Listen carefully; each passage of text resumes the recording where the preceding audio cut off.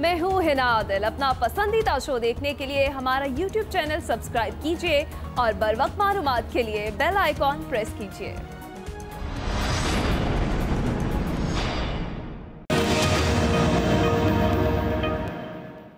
हम अपने लिए रिलीफ नहीं चाहते। हमने जो भुगतना था भुगत चुके हैं 80%, 70% और भुगत लेंगे और इंशाअल्लाह ताला इज्जत के साथ, वकार के साथ भुगतेंगे। कोई हमें खौफ नहीं है, लेकिन ये इतने नाअक्बत अंदेश हैं।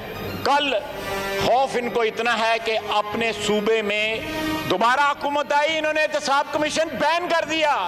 हम तो कवानीन में सिर्फ तरामीम मांग रहे हैं, इन्होंने एहतसाब कमीशन बैन कर दिया। सारे KPK में कोई बेईमान नहीं है, वो जन्नत का टुकड़ा है, सारे फरिश्ते वहां पे रहते हैं। एक अपने सूबे में एहतसाब कमीशन खत्म कर दिया और दूसरा सारे एग्जम्प्टेड है, इस्तिस्ना इनको दिया गया हुआ है।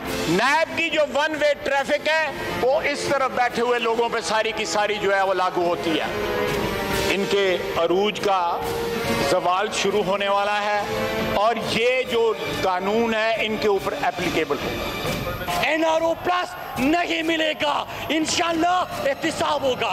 ये पार्लियामेंट को इस्तेमाल करते हैं NRO प्लस के लिए, ये पार्लियामेंट को इस्तेमाल करते हैं जरदारी के करप्शन बचाने के लिए, ये पार्लियामेंट को इस्तेमाल करते हैं शहबाज शरीफ, नवाज शरीफ और इनके हवारियों के करप्शन का दिफा करने के लिए। स्पीकर साहब कुछ भी कर ले, NRO नहीं मिलेगा।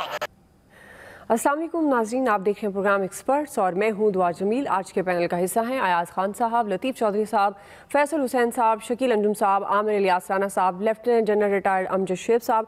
बढ़ेंगे सबसे पहले बड़े सवाल की तरफ और सबसे पहले अहम कानून साजी पर बात करते हैं। तो आज कौमी असम्बली का हंगामा खेज इजलास हुआ। इजलास के शुरू में ख्वाजा आसिफ ने धुआंधार तकरीर की और वज़ीर ख़ारजा शाह महमूद कुरैशी को आड़े हाथों लिया। इस दौरान शाह महमूद कुरैशी साहब ने भी ज़ाती वज़ाहत देने की कोशिश की, ताहम मौका न मिलने पर शोर शराबा शुरू हो गया और इसी लफ्जी जंग में स्पीकर ने FATF से मुतल्लिक इंसदाद दहशतगर्दी और सिक्योरिटी काउंसिल तरमीमी बिल्स पर वोटिंग कराई, जो ऑपोजिशन की मौजूदगी में कसरत राय से मंजूर हो गई।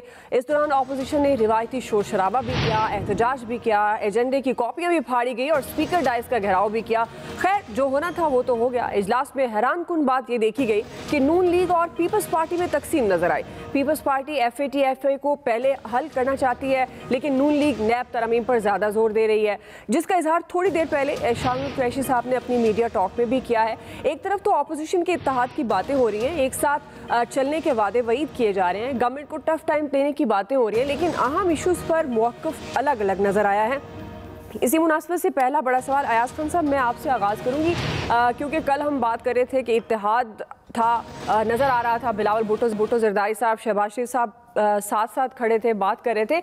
आज जिस तरह से एक अहम मामले पर अलग अलग नुक्ता नज़र आया दोनों जमातों का, आपके ख्याल में अहम कानून साजी पर ऑपोजिशन का इत्तेहाद कब तक कायम रह सकता है? देखिए, ये जो बिल्स थे इसकी मुखालफत तो ज़ाहिरन नहीं की जा सकती थी, ऑपोजिशन की भी कोई पार्टी इसकी मुखालफत नहीं कर सकती थी। PMLN ने सिर्फ ये कोशिश की कि इसमें बारगेन कर लें और वो जो नैब के हवाले से तरमीम है, जो कि गवर्नमेंट ख़ुद भी काफ़ी अरसे से कह रही है, इमरान खान साहब खुद कई बार इस चीज़ का इजहार कर चुके हैं कि अब हमें नैब के हवाले से ये नैब इस तरह नहीं होना चाहिए, इसमें तब्दीलियाँ होनी चाहिए। तो वो तो राइट है अपोजिशन का, वो उन्होंने कोशिश की कि एक बारगेन। आप उसके बाद देखें ना, जब ये हो गया तो उसके बाद ख्वाजा आसिफ ने ये तो नहीं कहा कि हम इसके मुखालिफ थे या हम इसकी मुखालफत करने जा रहे थे। उन्होंने यही कहा कि हम तो चूँकि इत्तफाक हो चुका था हमारा हुकूमत के साथ, तो इसकी मुखालफत में जाने का सवाल ही नहीं पैदा होता। पीपल्स पार्टी ज़ाहिर है बिलावल का स्टांस हमेशा से दहशतगर्दी के हवाले से मुख्तलिफ रहा है, PTI और PMLN दोनों से। PMLN और PTI आपको पता है वो दो जमातें हैं जो वो तहरीक तालिबान पाकिस्तान से मुज़ाकरात करने के हक़ में भी थी, मुज़ाकरात हुए भी। पीपल्स पार्टी पहले दिन से इस चीज़ की मुखालिफ है। इस हवाले से वो तो डिवाइड नज़र आती है, वो कहीं उसका हवाला यहाँ मिल जाए आपको, कहीं और मिल जाए, वो हमेशा मिलेगा। बाकी जो अपोजिशन का इत्तेहाद आपको नज़र आ रहा है वो ज़ाहिर है वो डिफरेंट है। वो एक प्रेशर बढ़ाना चाह रहे हैं गवर्नमेंट पे और वो स्ट्रीट पावर का भी इस्तेमाल करना चाह रहे हैं, वो उसके लिए दूसरे फोरम्स भी इस्तेमाल करेंगे। ये एक दो ऐसे बिल थे। मुझे नहीं लगता कि इन बिल्स की कोई भी ऑपोजिशन मुखालफत कर सकती है, क्योंकि फैटफ में अगर कोई आप इस वजह से आपको वहाँ शिकस्त होती है और आप उससे ग्रे से ब्लैक लिस्ट में चले जाते हैं कि कानून साजी में कोई रुकावट बनी थी जमात, तो यकीन करें वो कोई पॉपुलर स्टांस नहीं होगा और उसका नुकसान होगा उस जमात। जी अमजद शुएब साहब। देखिए, कल जब ये प्रेस कॉन्फ्रेंस की थी और बिलावल जरदारी बोल रहे थे तो उन्होंने उस वक्त ये इंप्रेशन दिया था कि FATF के लिए जो कवानीन बनाने की कोशिश की जा रही है उसमें ह्यूमन राइट्स की वायलेशन का खतरा है, और लगता ये है कि वो ऐसे कवानीन हैं जहां पे पाकिस्तानियों के आईनी हकूक जो हैं वो सल्ब होते नजर आ रहे हैं।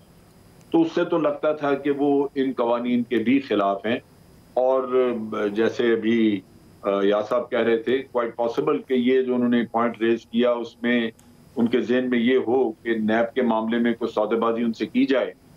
लेकिन नैब के लिए जो कवानीन उन्होंने तजवीज़ किए वो इंतहाई अजीबोगरीब थे। उसमें लगता ये था कि वो नैब से मुकम्मल तौर पे जान छुड़ाने चाहते हैं। मसलन उन्होंने कहा कि जनाब 99 से ये तब्दीली जो हम आज तजवीज़ कर रहे हैं ये 99 से लागू होनी चाहिए। इसका मतलब ये है कि जब से नैब बना उसके सामने जो भी केसेस आए पुराने वो सारे आज रेगुलराइज हो जाएं, वो ख़त्म हो जाए।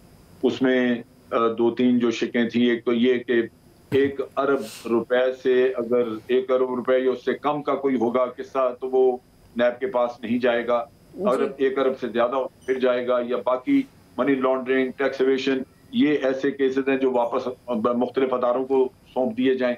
तो वो नैब के तकरीबन खत्म करने वाली बात थी। तो नेचुरली हुकूमत के लिए ये मुश्किल था। अब इन हालात में जो नजर आता है, कल भी जब उन्होंने कहा कि जनाब ये जवान कंधों पे हम बोझ डालेंगे, तो लगता ये था कि PMLN जो है वो उससे थोड़ा दूर रहना चाहिए। ये हमेशा से प्रॉब्लम रही है कि ये दोनों पार्टियां एक दूसरे के ऊपर एतमाद नहीं करती। आपने सुना होगा इत्तेदाद साहब ने कई दफा मीडिया में आके कहा कि मैं अपनी पार्टी को बार बार मशवरा दे रहा हूँ कि नून लीग पे एतबार ना करें, ये आपको एंड पे मरवाएंगे, इधर ना जाएं। जबकि नून लीग जानती है कि जब सेनेट के चेयरमैन को हटाना था तो उस वक्त पीपल्स पार्टी जो है वो उनको दगा दे गई। तो ये ऐसे हैं जहाँ पे ट्रस्ट की बहुत ज्यादा कमी है, और आप देखेंगे कि इसी तरह से ये मिल के आगे चल सकेंगे और वो जो इत्तेहाद हम बात करते हैं वो हो नहीं सके। जी आमिर साहब। बात सिंपल सी है, कल काबीना के इजलास में सारे वज़रा की अक्सरियत ने जितने बैठे हुए थे 0 आवर में ये नैब की तरमीम पे उन्होंने कहा था कि ये तो हमारा सारा केस ही उड़ जाएगा, हमें इसकी बिल्कुल हमायत नहीं करनी चाहिए। और शेख रशीद ने तो वहाँ ये भी कह दिया था कि अगर आप करेंगे भी सही तो मैं तो इसके ख़िलाफ़ वोट दूँगा। तो प्राइम मिनिस्टर ख़ुद नहीं चाहते। ओरिजिनली बात तो ये है कि नैब में कोई तरमीम हो। जो वो मजबूर होते हैं वो वहाँ होते हैं जब सरकारी उम्माल काम करने के लिए तैयार नहीं होते कि अगर हमें अपने इन गुड फेथ फैसले के बाद भी नैब को ही भुगतना है तो फिर फैसले आप लोग खुद करें और ख़ुद ही जान लें, और वो पावर्स उनकी नहीं होती तो वज़ीर हाथ नहीं डालते। बहरहाल ये सियासी सौदेबाजी की कल भी बात हुई थी, और हिज़्ब इख्तलाफ ही क्या है जब हुकूमत किसी काम में मुश्किल में पड़े और वो अपने गुफ्तगू ना करे। जाहिर है यही सियासत का नाम है ना, यहाँ ठप्पे लगाने कोई नहीं आया हुआ, बातचीत होगी और होनी चाहिए। हिज़्ब इख्तलाफ को भी करनी चाहिए और गवर्नमेंट को भी करनी चाहिए। जो बात की ना इसने कल बिलावल भुट्टो ने कि जी हम इंसानी हकूक़ को देखेंगे, बेसिकली वो बात ये है कि जो हिज़्ब इख्तलाफ की जॉइंट बात है फैटफ पे कि उसकी इतनी ज़्यादा कवानीन की डिमांड नहीं है जितनी रेगुलेशंस को ठीक करने की है, कि उसकी आड़ में फिर एक इंतकाम की बू उनको नज़र आ रही है, और वही बात इस वक्त PTI के साथ उनकी जारी है।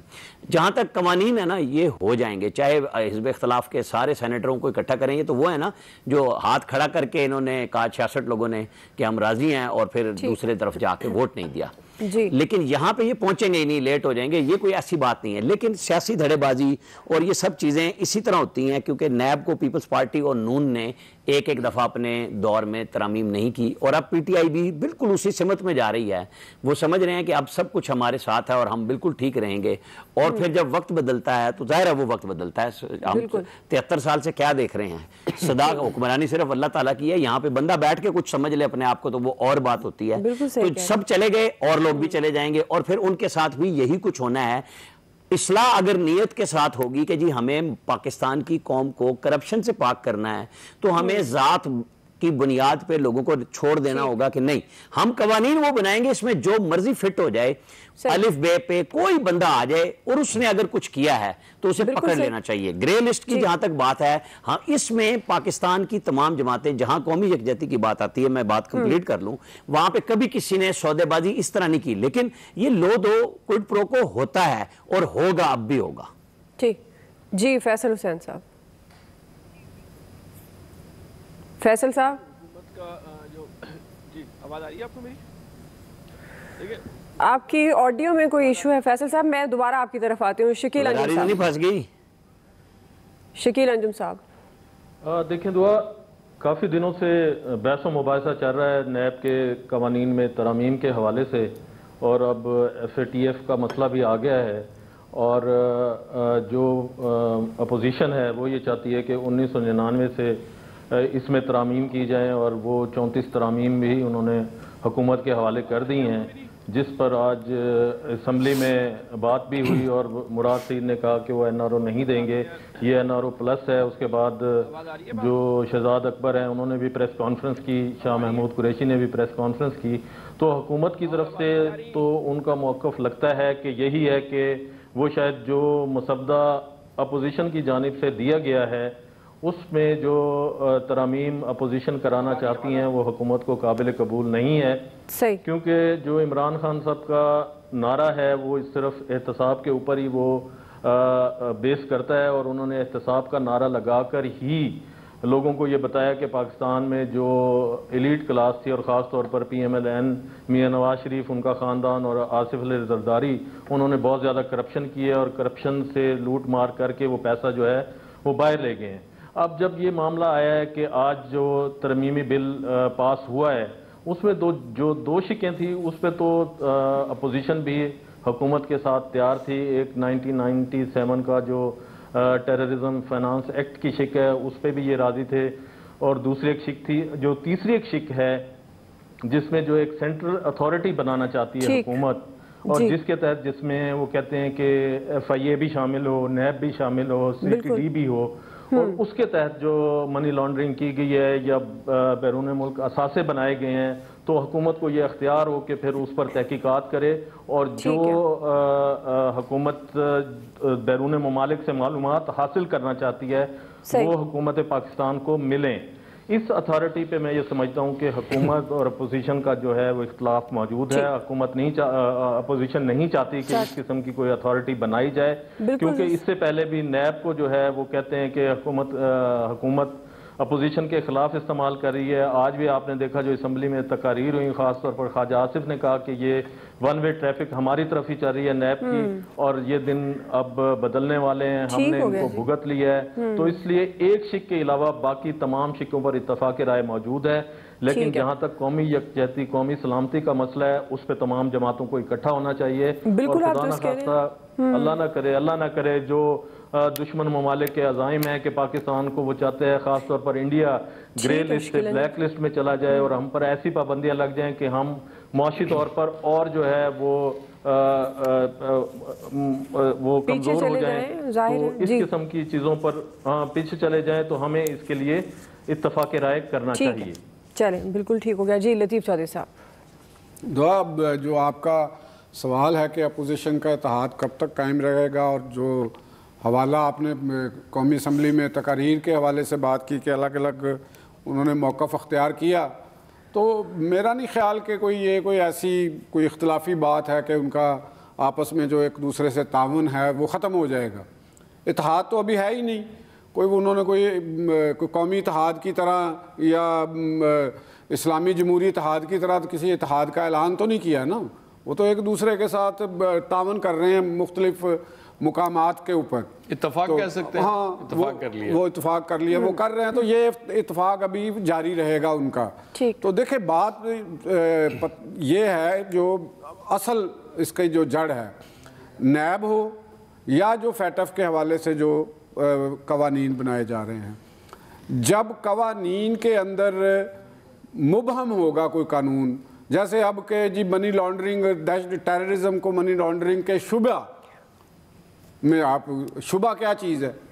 हमारे देहात में किसी की बकरी चोरी हो जाए तो वो शुबे में आधा गांव लिखा देता है जाके, और उसके बाद जनाब थानेदार साहब आते हैं, वो पूरे गांव को हाँकते हुए रोज़ एक बंदे को बुला के थाने में तो उससे पूछगछ करते हैं, और जो किसी को चित्रौल भी कर देते हैं और किसी से वो माल पानी भी ले लेते हैं। तो यानी एक उसकी एक अथॉरिटी बन गई और आप कुछ नहीं कर सकते। कहा जी तेरे से शुबा भाईजान आओ जरा बैठो।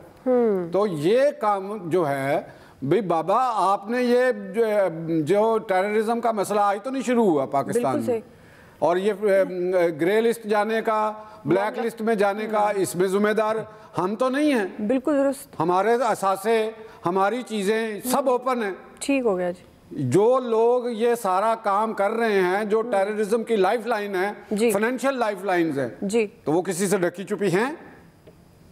आप किसी को शुबे में पकड़ें, किसी को भी पकड़ के ले जाएं जी, इसका टेररिज्म का खतरा है, तो उस पर बिलावल भुट्टो साहब ने जो इतराज़ात उस हवाले से किए हैं तो वो दुरुस्त किए हैं। इसलिए दुरुस्त किए हैं कि वो उनके भुगत चुके हैं। वो मोहतरमा बेनज़ीर भुट्टो को पूरे रौनक इलाके में उनको कत्ल कर दिया गया। बिल्कुल आप सही कह रहे हैं। लियाकत अली खान को गोली मार दी गई। अपनी जगह दुरुस्त। अगर आप कहते हैं कि जी एहतसाब करना है, तो एहतसाब उनका भी कीजिए कि ये इस वक्त दुआ, मेरी बात एक जहन में रखिएगा जी, जो पाकिस्तान पे हुकूमत करने वाला ये तबका है, ये अयूब खान ने पैदा किया एक क्लास पहला स्टेप, उसके बाद जनरल ज़ियाउल हक ने पैदा किया, और उसके बाद जनरल परवेज मुशर्रफ ने पैदा किया। ठीक हो गया। ये आज चाहे पीटीआई है, बिल्कुल, चाहे मुस्लिम लीग नून है, ये सारे वही हैं। अब इनका दौर जाने वाला है। ये जितनी मर्जी मज़ाहमत कर लें, इन्हें बिलाखिर पसपा होना पड़ेगा। इनकी तहकीकात करें कि कहाँ इनको ज़मीनें अलाट की गई और क्यों की गई। ये बाद में फिर डेफिनेट होगी। हाँ जी बिल्कुल करो, तुसी करो, ਤੁਹਾਡੀ गवर्नमेंट है, इस वेले भी तुसी बैठे हो इख्तिदार च। नहीं, ਅਸੀਂ ਤੇ ਹਮੇਸ਼ਾ ही ਤੁਹਾਡੀ पार्टी बदली नहीं करेगी। देखिए, ये जो मुराद सईद साहब कह रहे थे कि हुकूमत जो है वो किसी को NRO प्लस नहीं देगी, तो ये नवाज शरीफ साहब जो पाकिस्तान से बाहर गए थे, क्या ये एक NRO की शक्ल नहीं थी? ये मरियम नवाज साहिबा और ये शहबाज शरीफ साहब जो अपने घर में जो खामोशी के साथ बैठे हुए, क्या ये किसी NRO की शक्ल नहीं है? आमिर साहब का ये कहना बिल्कुल सही है कि नीयत जो है ना पाकिस्तान होनी चाहिए, और ये होनी चाहिए कि पाकिस्तान से करप्शन जो है वो ख़त्म हो। ये नीयत जो है हुकूमत की भी नहीं है, ये नीयत जो है अपोजिशन की भी नहीं है। ये लोग नैब को इस तरह का एक इदारे के तौर पे चाहते, सिर्फ नैब नहीं, जो भी एहतसाबी इदारा हो वो इनके मातहत हो और इनके चीज़ों को जो है प्रोटेक्ट करे, इनके मामलात को जो है वो जो है हाथ नहीं डाले। 1 अरब से ज़ायद की करप्शन पे जो है नैब हाथ नहीं डालेगी। भाई इस मुल्क में इतनी कौन सी ऐसी करप्शन है जो 1 अरब से नहीं होती? यहाँ तो हिस्सों में एक जो सिस्टम है यहाँ का, तो कितनी करप्शन ऐसी होती होंगी जिनकी मालियत जो है 1 अरब से ज्यादा होती होगी। एक ये अजीब और गरीब तरह की ये लोग ये मंतके लेके आ रहे हैं, इनको बिल्कुल जो है वो लूड़ी लंगड़ा एहतसाब का निज़ाम चाहिए। जिस तरह जो और इदारे हैं, जितने भी पाकिस्तान में इदारे उठा लें, उनको बिल्कुल जो है बिल्कुल माजूर करके रखा हुआ है। तो ये पाकिस्तान में की जो सियासी जमातें या जो पाकिस्तान का ताकतवर तबका है, वो पाकिस्तान में मजबूत एहतसाब का निज़ाम चाहता ही नहीं है। वो चाहते ही नहीं है कि इस मुल्क के अंदर जो है वो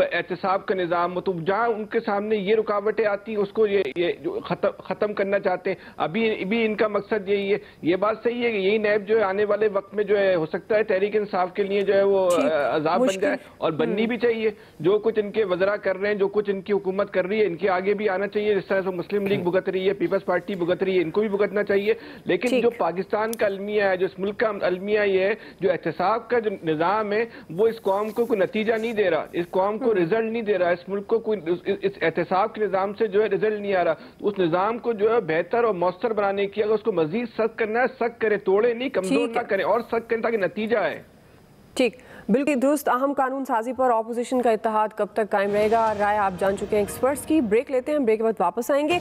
एक ही दिन में 2 मुआविन ख़ुसूसी ने इस्तीफ़ा दिया है और हम ये सवाल रख रहे हैं कि इन इस्तीफ़ों की असल वजह क्या हो सकती है। राय लेते हैं ब्रेक के बाद।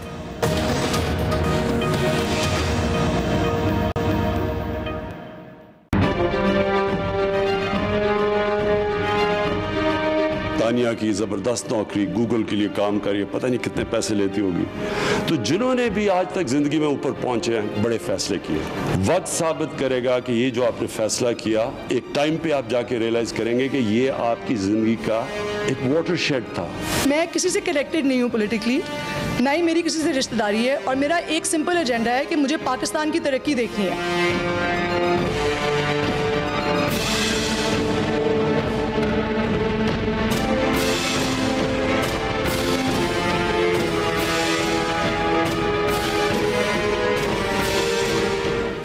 आज दो अहम इस्तीफे सामने आए हैं। वज़ीर-ए-आज़म के मुआविन ख़ुसूसी डॉक्टर ज़फ़र मिर्ज़ा और तानिया अदरोस ने इस्तीफ़ा दे दिया। दोनों ने इस्तीफ़े की वजह मुआविन ख़ुसूसी के किरदार पर तनकीद को करार दिया, लेकिन ज़राए ये बताते हैं कि तानिया अदरोस का केस मफाद का टकराव है। वो मुआविन ख़ुसूसी के साथ साथ एक फाउंडेशन की बानी डायरेक्टर का ओहदा भी रखती थी, जिस पर सवालात उठाए जा रहे थे, और इसी वजह से उनसे इस्तीफ़ा लिया गया है।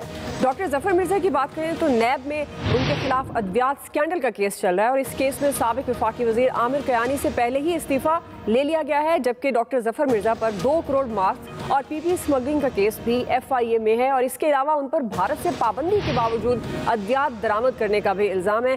इन वजूहात की बिना पर डॉक्टर ज़फ़र मिर्ज़ा से इस्तीफ़ा लिया गया है। ज़राए के मुताबिक इस्तीफ़े के बाद डॉक्टर ज़फ़र मिर्ज़ा ने शिकवा किया है कि मैं वज़ीर-ए-आज़म की ज़ाती दावत पर WHO से इस्तीफ़ा देकर आया था। इसी मुनासिबत से हमारा दूसरा बड़ा सवाल है। अमजद शुएब साहब, मैं आगाज़ करूँगी आपसे। डिटेल मैंने आपको बताई अपने इंट्रो में। आपके ख्याल में इन इस्तीफ़ों की क्या वजह हो सकती है? यही वजह कि उनके किरदार पर तनकीद की जा रही थी मुआविन ख़ुसूसी के, या कोई और वजह हो सकती है? देखिए, जब तनकीद होती थी तो तनकीद में ये इश्यूज भी उठाए जाते थे। डॉक्टर ज़फ़र मिर्ज़ा के बारे में ये अद्वियात का किस्सा, खास तौर पे कि भारत से पाबंदी के बावजूद इन्होंने मंगवाए। जहां तक इनके मास्क का ताल्लुक था कि वो तो चाइना भेजे गए थे एक जेस्चर के तौर पे, तो वो तो इशू खत्म हो गया था, लेकिन ये इशू मौजूद था कि इन्होंने भारत में पाबंदियों के बावजूद वहां से मेडिसिन जो है वो इम्पोर्ट की, तो ये इशू तनकीद में आता था। लेकिन मेरे ख्याल में मैं समझता हूँ कि वैसे ही जब आपको एक तरह से कैबिनेट का हिस्सा बना दिया जाता, आप एडवाइजर बन गए और फिर कैबिनेट के मुख्तलिफ इजलासों में भी आपको बुलाया जाता है, वहाँ जाते हैं, तो ये लोग जो कि वैसे हो सकता है कि बहुत ज्यादा वतन परस्त हों और उनकी मोहब्बत और उनकी लॉयल्टी भी किसी भी शक व शुबे की बुनियाद पे ना उसको चैलेंज किया जा सके, लेकिन उसके बावजूद ये जरूर हमें ज़हन में रखना होगा कि आपने 2 जगह पे हल्फे वफादारी उठाया है, तो इस वजह से मुल्क में बड़ी तनकीद थी। तो मेरा ये ख्याल है कि ये अच्छी बात हो गई कि इन्होंने इस्तीफा दिया, क्योंकि ये एक लिहाज से उन लोगों के लिए रास्ता सामने आ गया है जो और डुअल सिटीजनशिप वाले लोग बैठे हुए हैं, डुअल नेशनैलिटी वाले, और उनको भी आगे आना चाहिए। आप देखिए कि मैं एक मिसाल देता हूँ। शौकत अजीज साहब के ऊपर इल्जाम है कि उन्होंने 2 दफा यहाँ पे क्रैश हुआ उनके होते हुए ये हमारा स्टॉक एक्सचेंज, लेकिन उनको आप बुला नहीं सकते, वो दूसरे मुल्क के शहरी हैं, साथ वहां जाके बैठ गए और आज दिन तक तहकीकात हो नहीं सकती उनकी। तो ये बड़ा जरूरी है कि यहीं का शहरी हो ताकि आप कल को स्टॉप कर सकें। बिल्कुल सही। जी आमिर साहब। जी आमिर साहब। फैसल हुसैन साहब मसरूफ हैं। जी फैसल हुसैन साहब। देखिए जी वो कहाँ मसरूफ है? देखिए, एक तो ये दोनों इतने अगर अब्बुल वतनी के जज्बे से सरशार होकर पाकिस्तान की खिदमत करने आए थे, तो इनको चाहिए था कि ये अपनी जो दूसरे मुल्क की शहरियत थी उसको छोड़ देते और पाकिस्तान को जो है वो फौकियत देते। और अगर पाकिस्तान को उन्होंने तब्दील करना था, लेकिन उन्होंने पाकिस्तान को तब्दील करने का इरादा तो छोड़ दिया, लेकिन गैर मुल्की शहरियत को जो है वो छोड़ने के जो है वो रवादार नहीं हुए दोनों।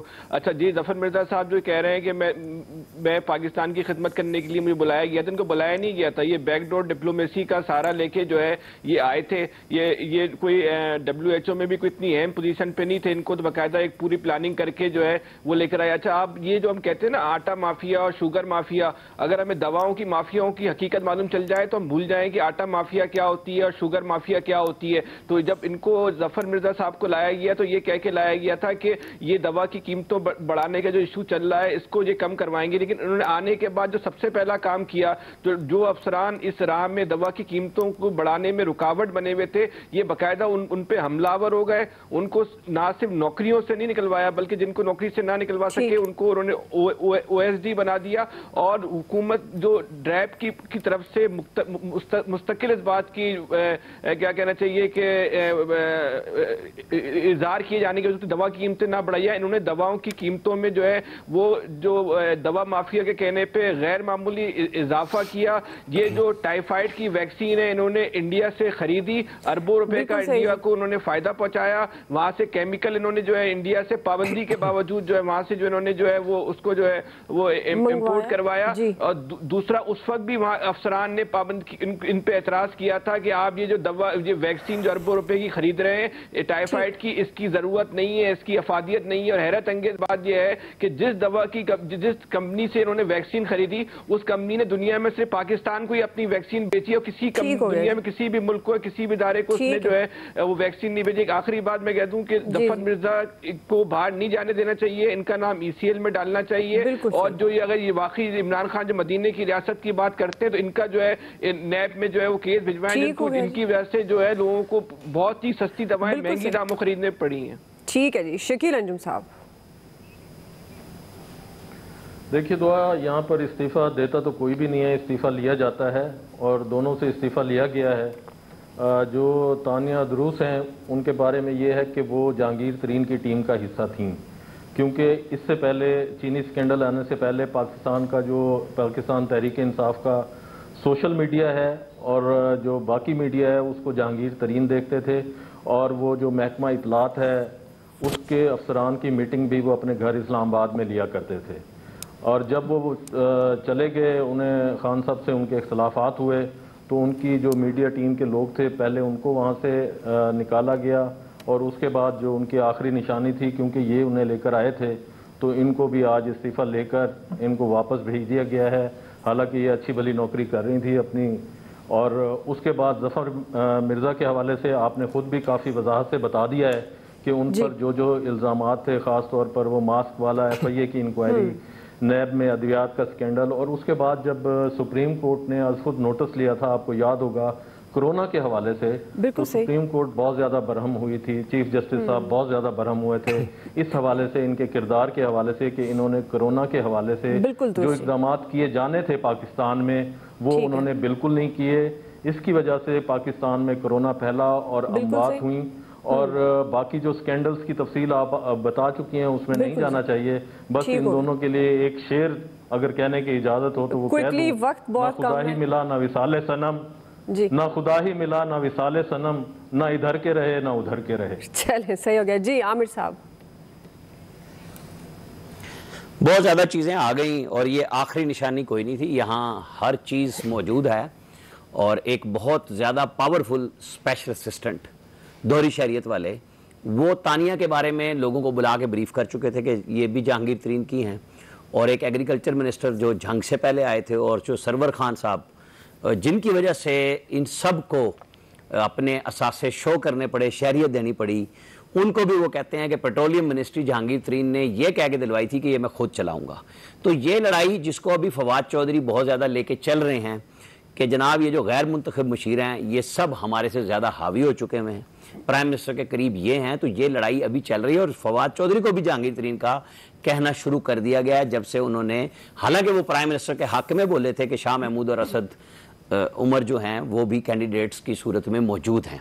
तो ये जो कहानियाँ चल रही हैं ना, ये हमारे पास मुख्तलिफ हैं कि NGOs के लोग आए, वो छा गए। अब जफ़र मिर्ज़ा साहब ने 9 लिए एडवाइज़र्स डोनर्स से, और वो मिनिस्ट्री को पैरेलल चला रहे थे। और जो NGO के लोग होते हैं ना, वो कहते हैं एक हाथ से ढोल बजाओ, दूसरे से काम करो। ये दोनों हाथों से सिर्फ ढोल बजा रहे थे, ट्वीट करते थे, मीडिया से नहीं मिलते थे। जितनी इनकी ब्रीफिंग्स यहाँ हुई हैं वो तब हुई हैं जब वो प्राइम मिनिस्टर के साथ बैठ के बगैर क्वेश्चन आंसर के चले जाते थे। अभी ये गेम बहुत ज़्यादा उठनी है, ये ख़त्म नहीं हुई। बेशक इसको ये तासुर शहबाज गिल ने दिया है कि जी इस्तीफे दे के जा रहे हैं, ऑनरेबल हैं, लेकिन ये ऑनरेबल जो हैं, एक जो पहले हेल्थ मिनिस्टर थे जो अब सेक्रेटरी जनरल है, उनको तो नैब का बुलावा जाने वाला है, ईद के बाद आ रहे हैं, उसका भी क्रेडिट पीटीआई लेगी कि हम अपने मिनिस्टर के खिलाफ कार्रवाई कर रहे हैं, लेकिन वो कार्रवाई किसी और के कहने पे हो रही है। और अब ये चीजें आने वाली हैं, जिससे मैं पहले कह रहा था कि नैब अब इनको दूसरी सूरत में, जैसे PMLN को आखिरी साल में मिला था, इनको भी शायद जल्दी मिलेगा। ठीक जी, अयाज खान साहब, ये बात ठीक है आमिर जो कह रहे हैं। एक तो बात ये तयशुदा है कि इस्तीफ़े बिल्कुल लिए गए हैं, इस्तीफ़े देने का रवाज तो होता नहीं है। और ये जो लड़ाई है, असल लड़ाई ही है। अब 2 साल देखें इस हुकूमत के गुजर गए हैं, इसके बाद अब भी अगर इलेक्टेड लोग इसी तरह पीछे बैठे रहेंगे और ये नॉन इलेक्टेड लोग हुकूमत चलाते रहेंगे, तो उन्होंने मुंह दिखाना जाके, अपने वोट्स भी मांगने हैं जाके। इसलिए ये ज़रूरी है कि अब आहिस्ता आहिस्ता इनको फारिग किया जाए, इनके घरों को वापस भेजा जाए। और ये किसी ने कहा था कि ना इधर के रहे ना उधर के, शकील साहब बिल्कुल फिक्र ना करें, ये बड़े काम के लोग हैं, ये जहां भी जाएंगे इसी तरह सुखी रहेंगे, बहुत अच्छा काम करेंगे।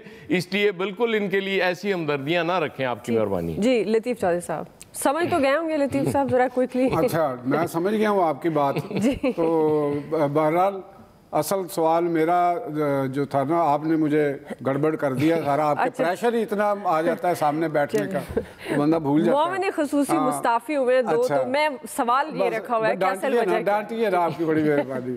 तो बहरहाल मैं अपने जितने भी एक्सपर्ट हैं उनको ये बताना चाहता हूँ तानिया ऐदरोज़ के हवाले से कि यहाँ हम स्टूडियो में बैठे, दुआ बीबी जब बोलती है तो हमारा त्राह निकल जाता है।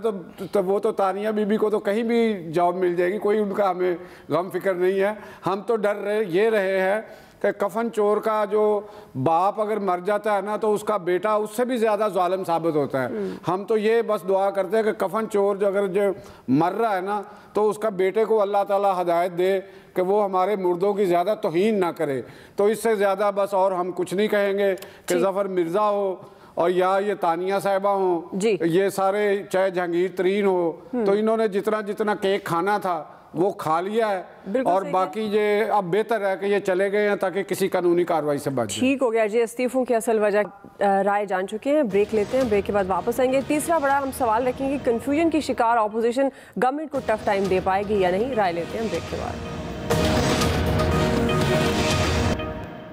अब शहबाज शरीफ साहब आपके सामने हैं, सेहतयाब हो गया है, हमारा इनकलाब को लीड करने के लिए तैयार है। और आप देख लेंगे इंशाअल्लाह कि जो जवां कंधे हैं जिम्मेदारी मैं इनको दूंगा, वो तो हम उठाने को। प्रेस कॉन्फ्रेंस के एंड में सारी की सारी पश्तो और फारसी समझ आ गई।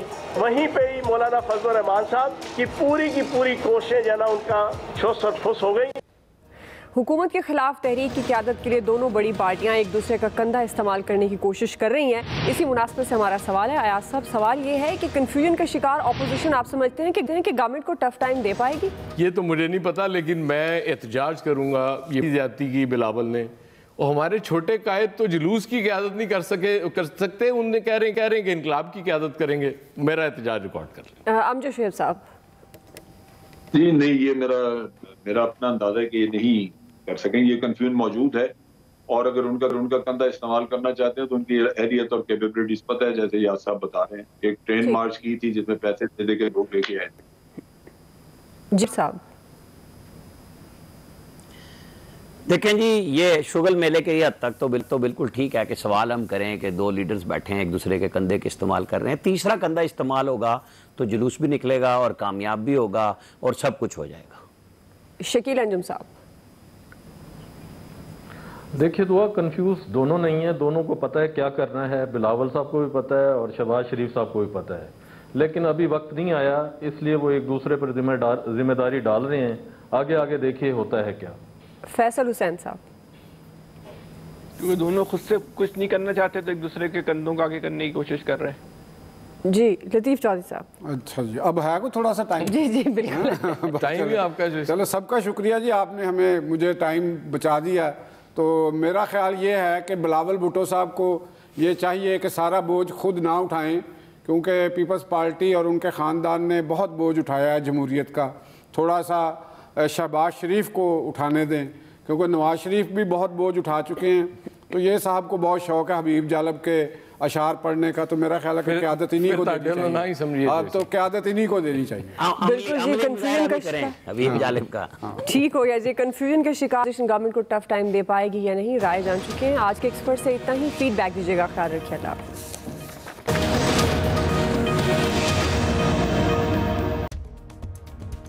मैं हूँ हिना आदिल। अपना पसंदीदा शो देखने के लिए हमारा YouTube चैनल सब्सक्राइब कीजिए और बर वक्त मालूमात के लिए बेल आइकॉन प्रेस कीजिए।